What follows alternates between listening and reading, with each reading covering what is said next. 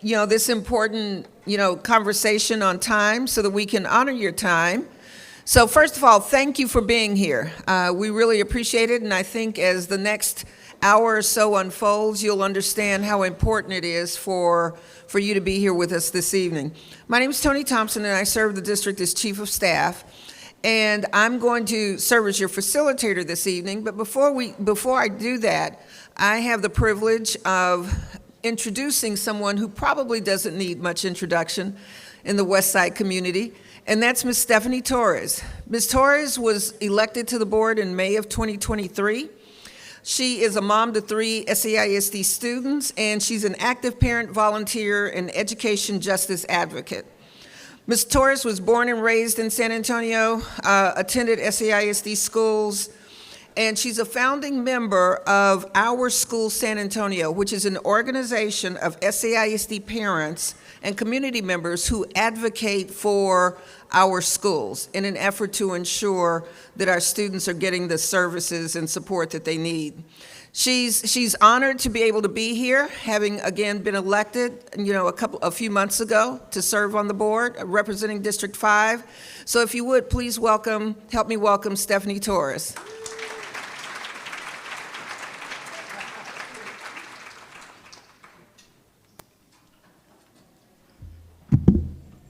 I'm still getting used to this. Welcome and thank you for joining us tonight. We are excited to be here at our neighborhood school with you, to hear your thoughts around the framework that will help us on our right-sizing study. I want to share a little bit of the history of the study with you. On June 20th, the trustees and I put forth a resolution that called on district administration to thoughtfully comprehend analyzing each campus to ensure we are providing a high-quality education for each student. We want to know whether resources are fairly distributed, support all students, all campuses, and staff, and if not, how might we improve our operations to ensure a thriving culture for all. Prompting this study, the study is declining in students' enrollments without corresponding decrease in the numbers of the buildings that we serve. In other words, we are putting money and resources into too many buildings when we could be putting more money and resources into educating our children, fully staffing our schools, and fairly compensating our staff. We put forth this resolution knowing a study of this kind could result in recommendations to closing or consolidating school buildings, not as a punitive measure, but as a strategy is forward-thinking, courageous, and brave. Change is hard, but with change comes opportunity. This opportunity to re-image a better education and a better future for our children, a better future for all the educators who mentor our children's growth. Tonight, we look forward to hearing your thoughts on how to ensure the results of this study meets our students, our culture, and make our future better. We have a seat at the table, and please use it. This is the real rare opportunity that our superintendent actually gives us, our district. So please let your voices be heard at this meeting. And I would love to introduce our superintendent, Jaime Ricky.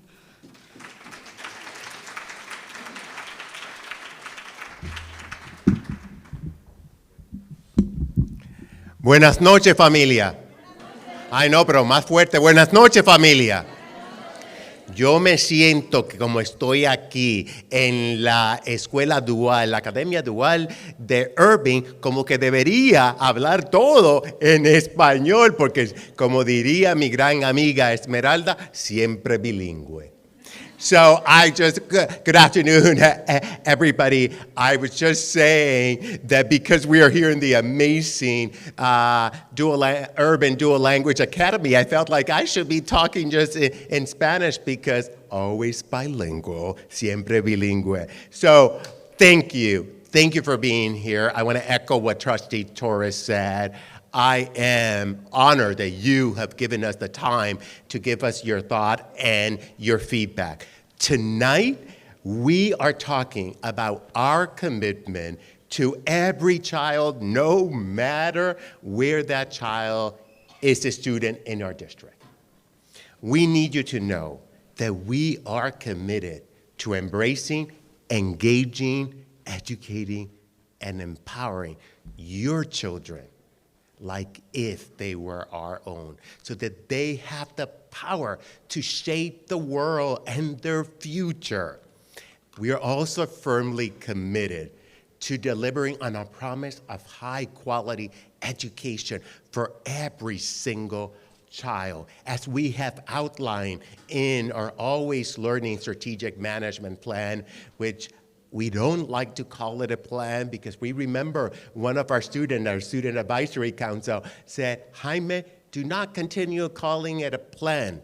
It's a document of promises. And that is so true. Our Always Learning is a document of promises that we make to our students, to their families, that if they spend 12 or 13 years of their lives with us, that we are going to guarantee a brighter future that will allow them to become me or better than me and be able to pursue the American dream.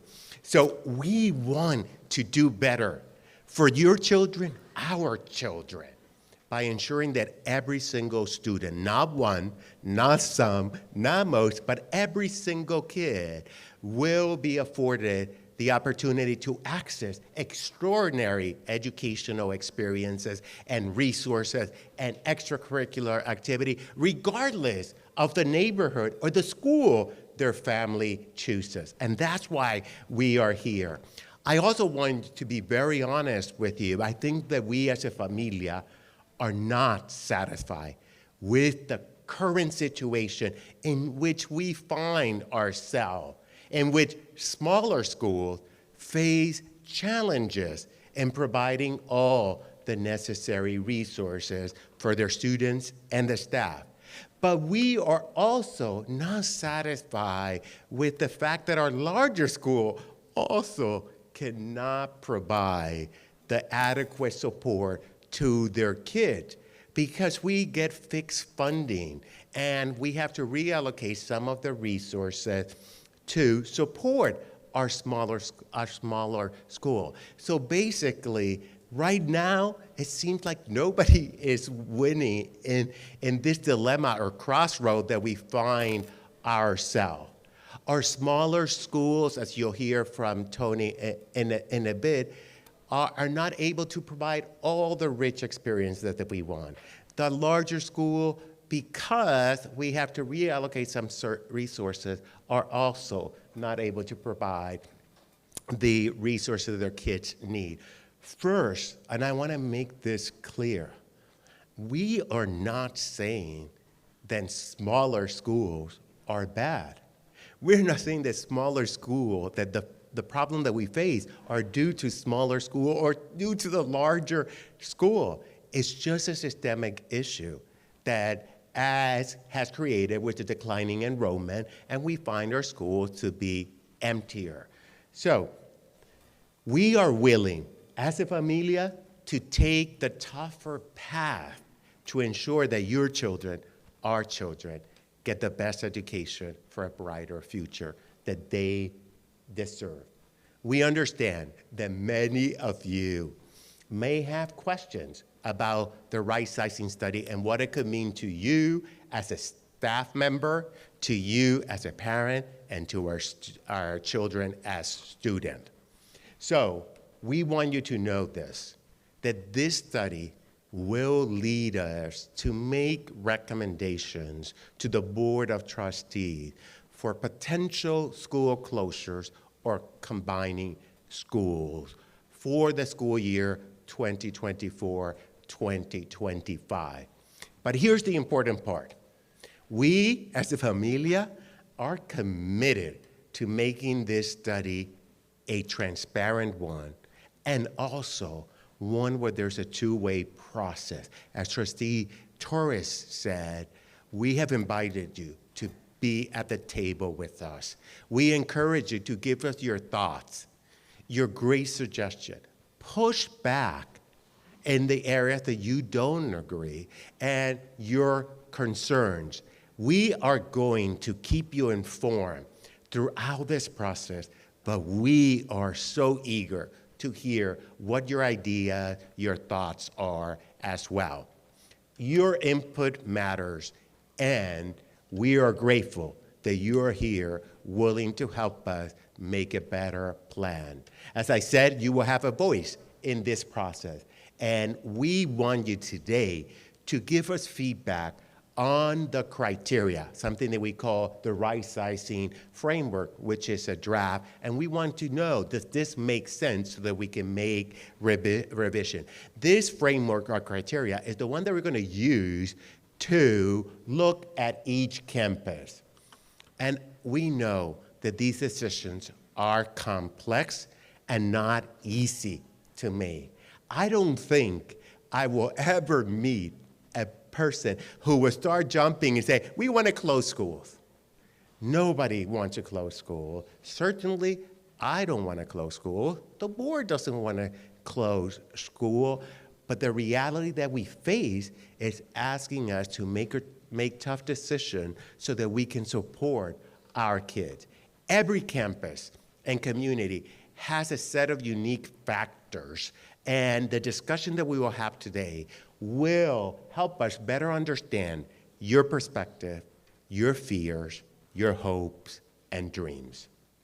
There is one important value that we in the district believe and want to share with you today, and that is the conviction that the resources should be distributed fairly to support all students.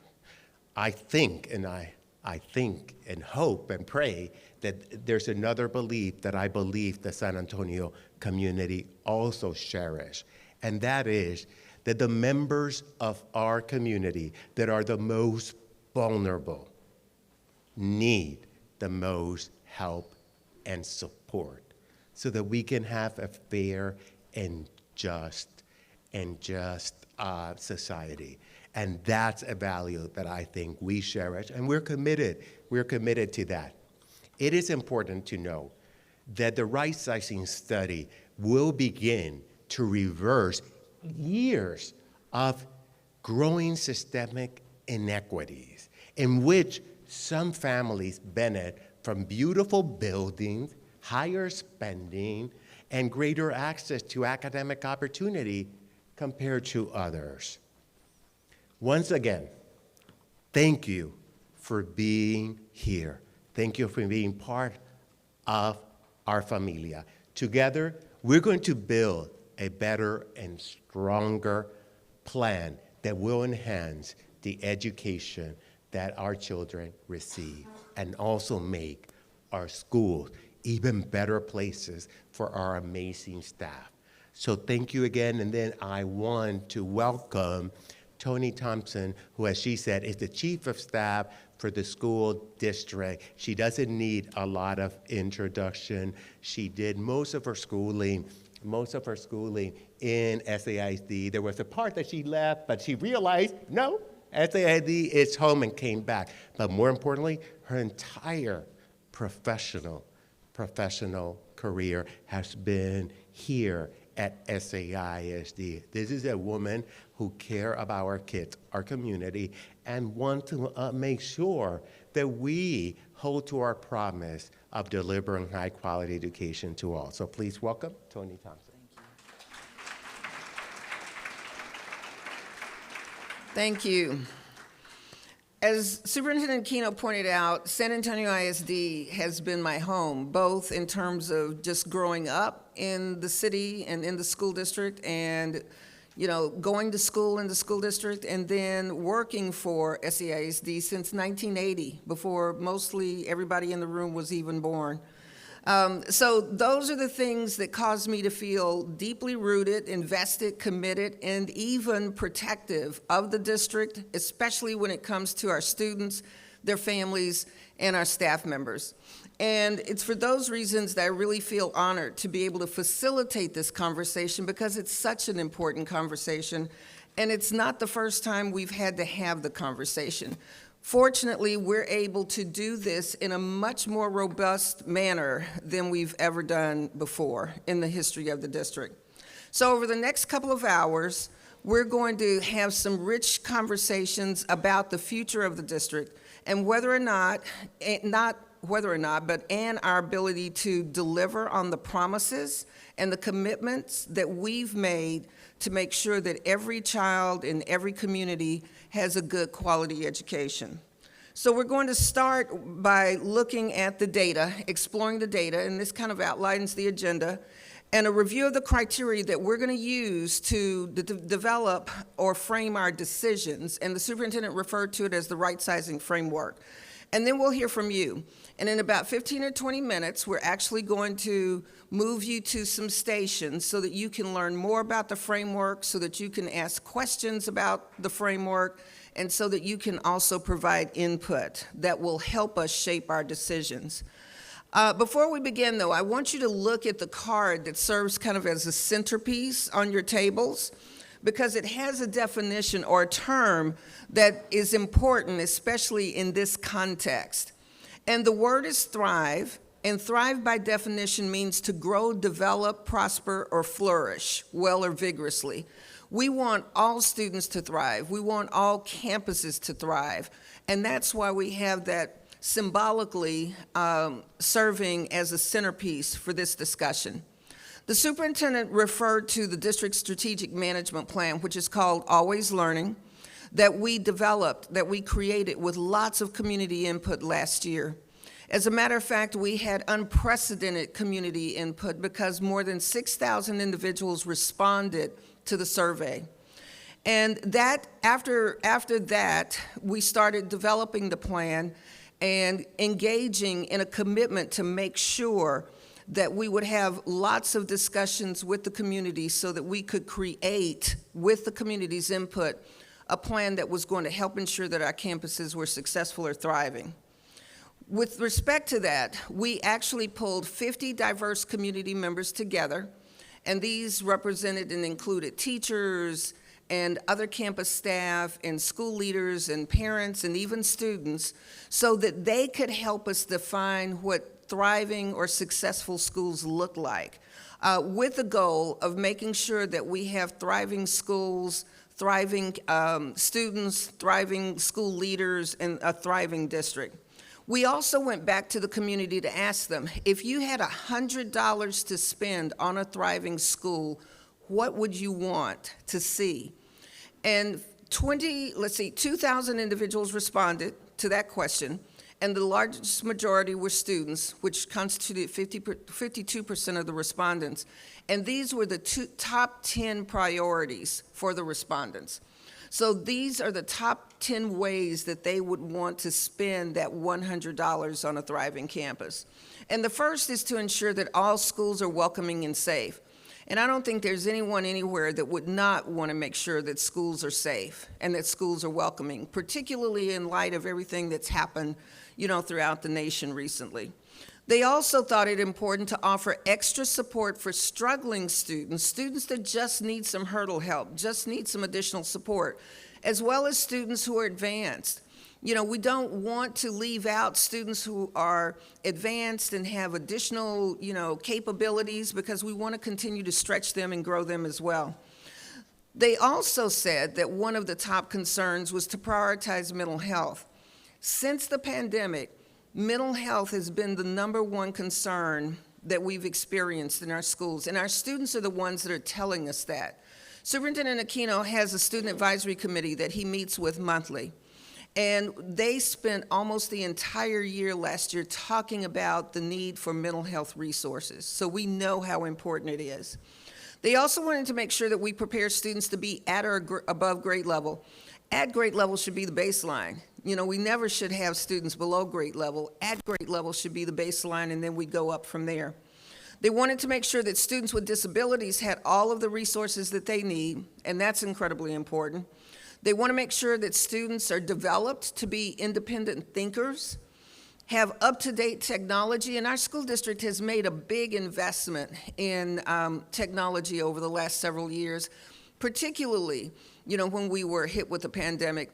But technology needs to continue to be advanced and developed, so that's an important priority. They wanted to make sure that we were embracing family and community, and that's why we're having 14 community meetings in this first round, and then we're prepared to have 14 more. This is unprecedented community outreach to make sure that you understand, the data and that you have an opportunity for input. And then they also talked about the importance of having a wide variety of extracurricular activities. We know how important that is, whether it's fine arts, whether it's other UIL activities, whether it's athletics. Extracurricular activities keep students in school. They help students stay focused on their grades so that they can be successful and continue to participate. And extracurricular activities also bring communities together. And last but not least, the students said they wanted to have up-to-date facilities and furniture. And we would like all of our facilities to be state-of-the-art. Irving has existed as a school for many, many, many years, but it was also one of the schools that was renovated based on a bond. And we want to continue those investments because our students deserve the same kind of state-of-the-art facilities that every other school district, across the country deserves to have. So later, you're going to be able to see and give feedback on all of the thriving profiles. And again, we're going to welcome your insight. These profiles cause us to reflect on our current reality and whether or not we're in a position to meet these commitments or these promises so that we can ensure that we have successful or thriving schools. The reflection drives us to our data, and we concluded that we're at a crossroads right now.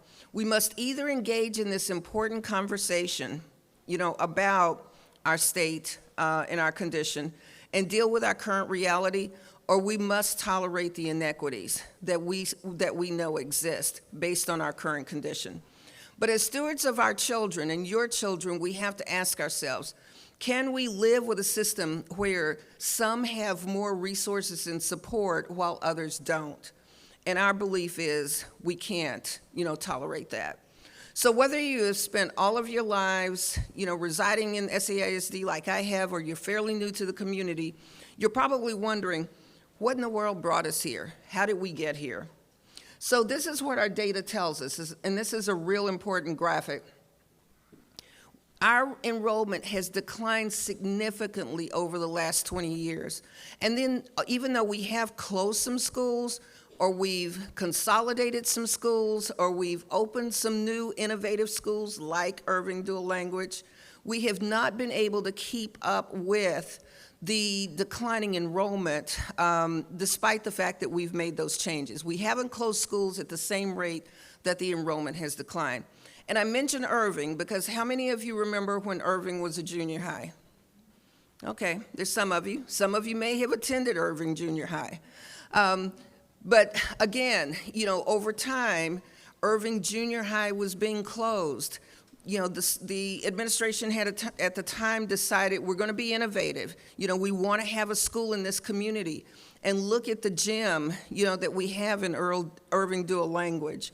So we've taken some measures over time to try to catch up and to eradicate some of those gaps, but we just haven't been able, again, to keep up, through any school closures, changes, or consolidations with the declining enrollment. Now, I'm going to give you a couple of other examples. Some of you, if you lived in the Irving community or went to Irving when it was a junior high, may have gone to Jefferson. I graduated from Jefferson. Jefferson was one of the largest high schools in the city at the time. My sophomore class, and I know it was the class of a long time ago, but it's still relevant. My sophomore class itself had 1,300 students. 1,300 students. We have 2 high schools, comprehensive high schools, that have less than 1,300 students right now. My graduating class had 950 students. We don't have classes that large anymore, and it's because we don't have the enrollment anymore. So even though we have 7 comprehensive high schools, none of our schools are as large as they were decades ago. And even more recently, the enrollment has continued to decline. Another little data point that's interesting is that I checked the website for Northeast ISD. They serve 60,000 students on 70 campuses.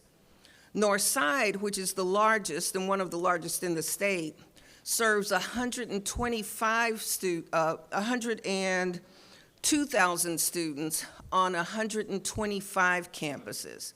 102,000 students, 125 campuses. SAISD is serving 45,000 students on 98 campuses. That's an incredible data point because it just makes clear how underutilized our facilities are, and again, it's because of the declining enrollment. And we've certainly been reluctant to close schools. Nobody wants to have to go through school closures. Over the decades that we've done a little at a time, it was never something that administration wanted to do, but it was something that we felt compelled to do. And while we invested in innovation, and we have over the last 8 years significantly, again, we still haven't been able to keep enough families. So this is another important illustration. In 2010, we served 48,600 plus students. In 2014, the district started innovating a lot of our campuses and changing our campuses into special kinds of campuses. 32 of those were through 1882 partnerships. With that, we were able to bring students into SAISD from outside SAISD boundaries. In 2022, we had 2,000 students coming to SAISD schools that lived in other school districts. And that was more than any other school district in Bexar County had from outside their district boundaries. So that was even surprising to me because I would have thought, oh, Northeast probably has more coming in from other districts, or Northside has more, but it's not the case. It was SAISD, and we attribute that to the innovation that started in about 2015. But again, despite that, our numbers have just not been able to hold up. So although, again, our efforts were successful, we just haven't been able to keep up. And our enrollment has continued to decline. And even when a demographer made a prediction 15 years ago about what our enrollment would be in 2020, we have 3,000 fewer students than the demographer anticipated that we were going to have then. So again, you're probably wondering, where are the students going? Why aren't they here? And we have a couple of important points to share with you. The first one is that the declining birth rate has significantly impacted the school district. And that's likely the case in many other school districts. But because the birth rates have declined so much, we just don't have as many students, here in the district. As a matter of fact, families are just not having as many children as they used to in the past. The second primary reason for this is because of the fact that we don't have as much affordable housing within the urban core.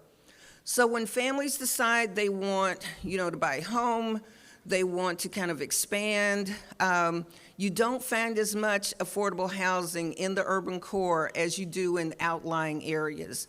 And those are two of the primary reasons that our numbers have declined. With respect to that, the under 18 population has decreased by 14% since 2010, so that's significant. The birth rates in the SAISD zip codes have decreased by 36% since 2007. So those are huge drops and huge losses in terms of just having the children, that we would see in our schools. You may wonder, or you may think, well, are we losing our students to other school districts or to charter schools? Only 20% of the numbers that have moved or that we've lost have moved as a result of either going to charters or other school districts. Only 20% of our enrollment decline can be attributed to that. So what does this mean? It means that our resources are spread too thinly, and that it's creating some inequities, not only for students, but for staff and for families. Our smallest schools, as you can see on this graphic representation, our smallest schools are more expensive to operate, and as a result, these are some of the consequences. These are some of the things that happen, and I'm just going to cover a couple of them. On a very small elementary campus, for instance, we may have to have split classes.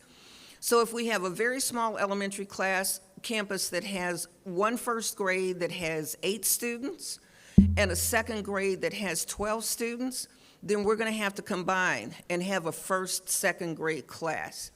Now, that's not easy. You may say, well, those numbers aren't real high. They're not. The numbers are kind of nearing what you would want to see in a classroom at the elementary level, but it means that the teacher has to teach 2 different grade levels, and that creates a demand, that we don't feel is just.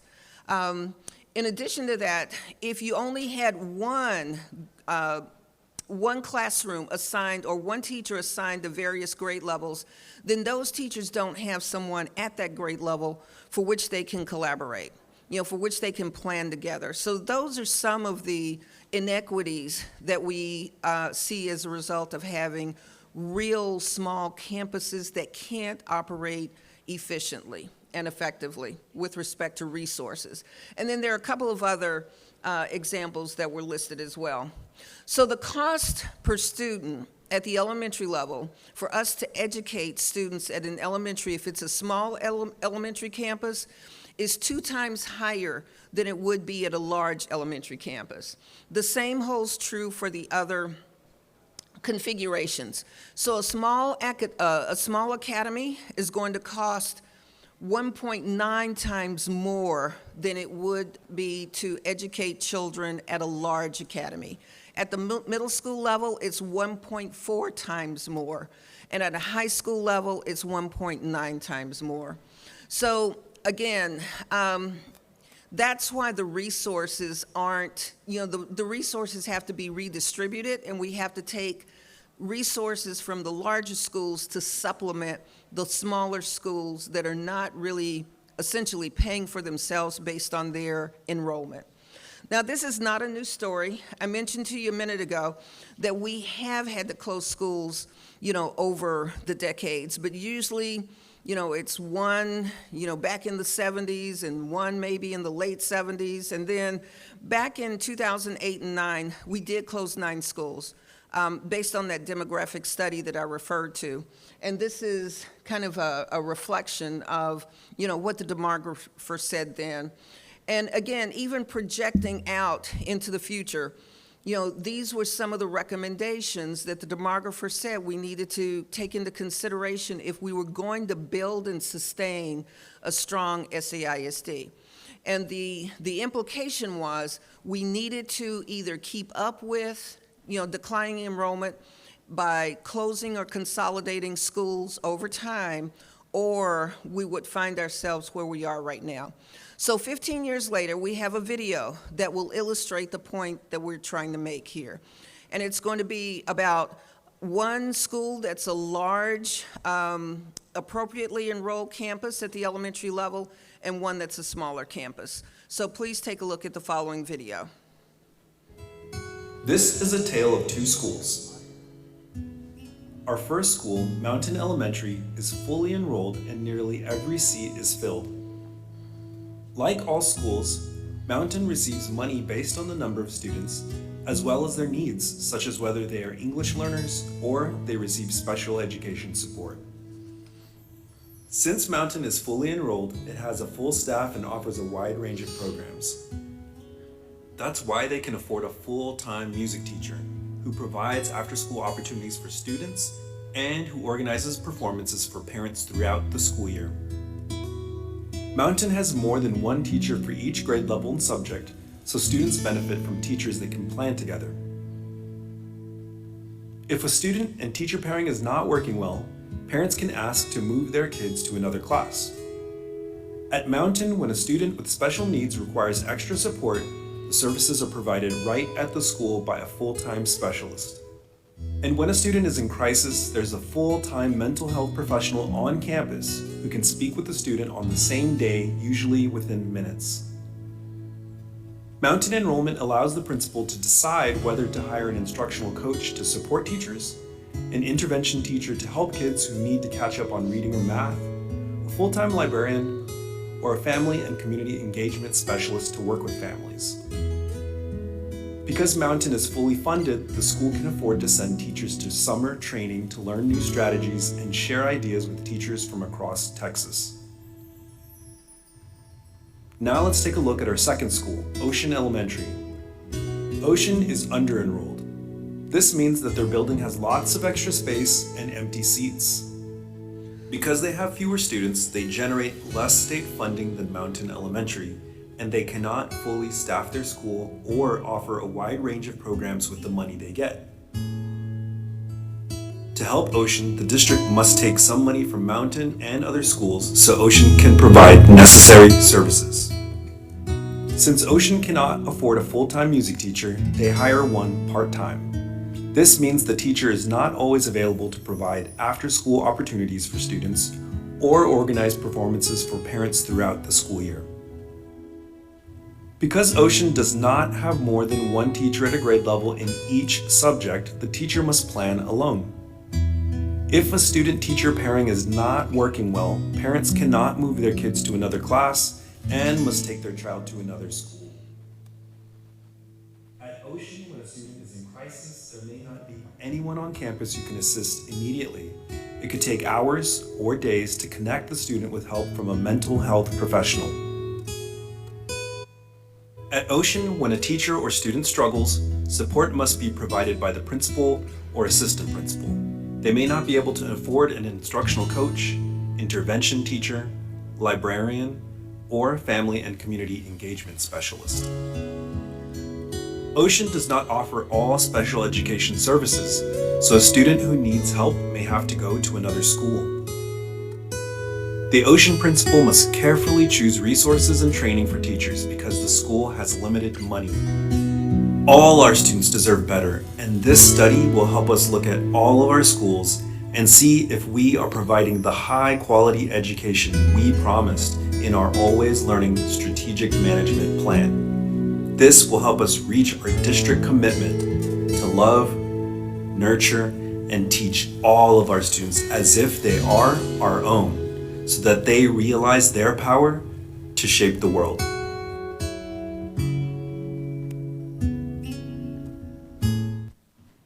We would like all of our schools to have the resources that Mountain School has. We want all of our students to have educational access to opportunities that will help them be successful. And we feel that Rightsizing can help us accomplish that. When done right, Rightsizing can lead to better schools. By aligning the number of campuses in their capacity with the number of students that are assigned, we can make sure that schools and students get the resources that they need so that they can be successful.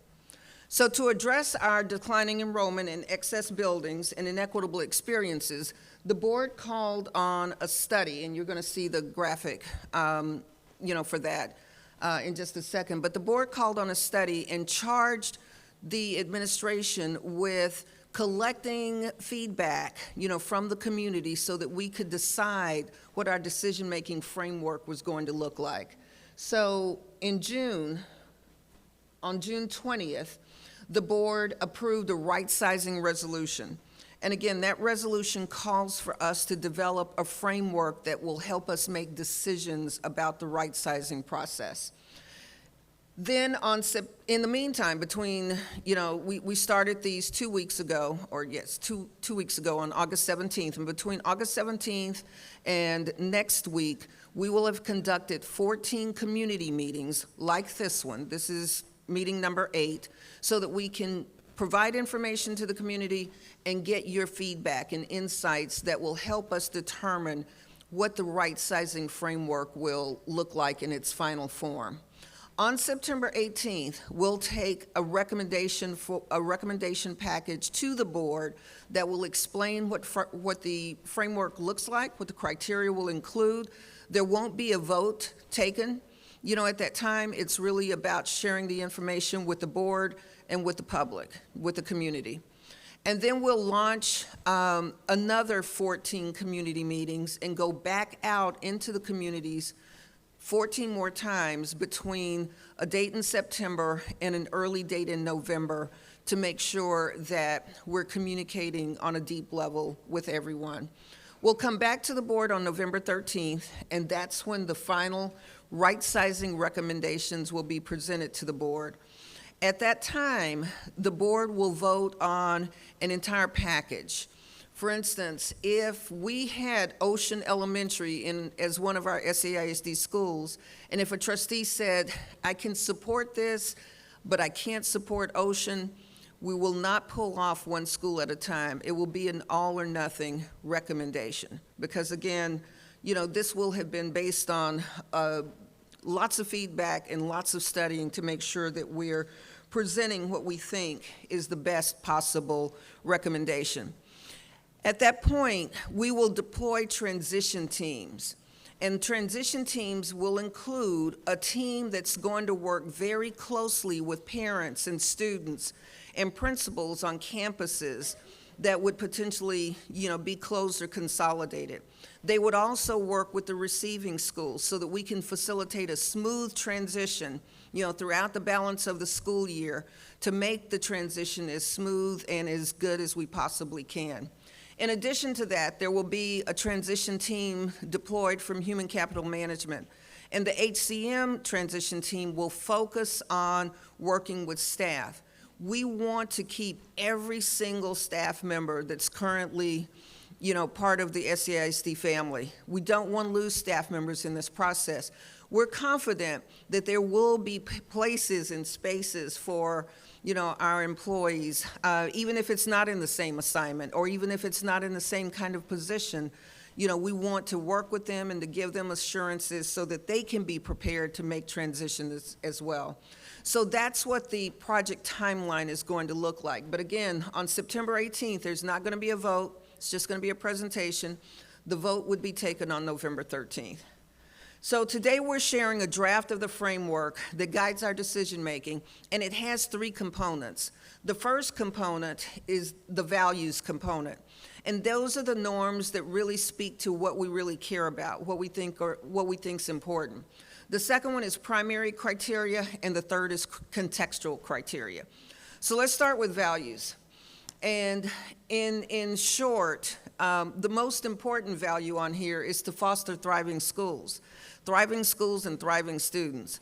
The second one is to support families and students. And that's, again, while we're reaching out to the community as much as we are, and we'll continue to do that. The third is to stand by our staff, and I've already mentioned how important that is because we want our staff to know that we're standing by them and that we'll facilitate opportunities. The fourth is to view all criteria through an equity lens. And let me just kind of give you a brief definition that we're using for equity. Equity essentially means fair and just. Equal means exactly the same. Equity is different. It means substantially similar. But it's about doing what's fair and just, for all students, all campuses, all staff. The fifth one is to reimagine our buildings. One thing we will not do is abandon buildings. No one wants abandoned buildings in their community. So we want your input about what are some innovative ways that we can reimagine what those buildings would be used for. Could it be a 0 to 3-year-old center, daycare center, that would not be operated by the school district, but would be operated by appropriate providers, such as the city or some other providers? Would we consider some senior citizen housing? Would we consider fine arts centers, that are standalone, centers for our students that they could be transported to? There are many other ideas that you might have that we would like for you to share with us when we get into the breakout sessions. Even affordable housing for staff. Could we reconfigure and reimagine some of the buildings so that we could create affordable housing for staff? So lots of other good, meaningful ways that we can hopefully use these buildings in an appropriate manner. And the last one is to upgrade the remaining buildings and programs. So let me give you a quick example about what that means. Reimagining the buildings or upgrading the remaining buildings essentially means that if Ocean Elementary is one of our schools and we closed it and they were scheduled to have some bond work completed in another couple of years, that bond money would follow the students, whether they go to Mountain Elementary or Valley Elementary. We want to continue to upgrade facilities so that we have state-of-the-art facilities for our students.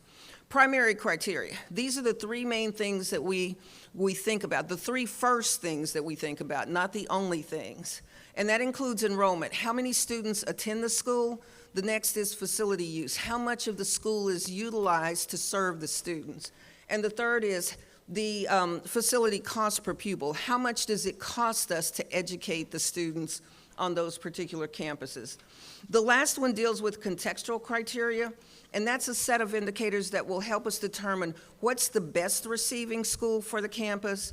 You know, how are we going to meet the needs of the students and families? And that could include, you know, transportation needs, and those things that have to be considered to make sure that you can get your children to school. And the last is to meet the short and long-term goals and expectations that the board has established for us that would also be part of our Always Learning Plan and our Thriving Profiles. And contextual, by definition, means relating to or dependent on the context. So that's why it's not just about how many students are there, you know, how much of the facility is being used, and how much does it cost. These are some additional criteria that will help us with the decision-making process. So now we're going to get to the point that you're going to start the gallery walk, and you're going to go to different stations. And I want you to pick up a passport. Everybody that's seated should have a passport. And notice first if you have a colored sticker on your passport, because the color of the sticker is going to signify the first station that you'll go to. So for instance, if you have a pink sticker, you'll go to the station that has the pink border at the top. If it's yellow, you go to the yellow first. We're going to give you 30 minutes for this activity. We have 5 stations, and we would like for you to visit all 5. If you start at one station and you want to stay there a while longer, that's okay, but we encourage you to move through the 5 stations. I'm going to let the facilitators know in just a minute, you know, how much time you have so that they can also keep track of time. When it's time to return, I will just kind of signal you so you know that it's time to come back. Think we're at the Majestic or the Tobin Center. But please take advantage of going to these centers because it'll give you more opportunity to understand more context, and it'll also give you the opportunity to provide us with some rich feedback. So it's 10 minutes, it's about 12 minutes to 7. And we'll come back here at 7:20. And in the meantime, trustee and superintendent will be working in an affinity station to collect your feedback, and then we'll have some reflections after you return. So we'll see you in about 30 minutes.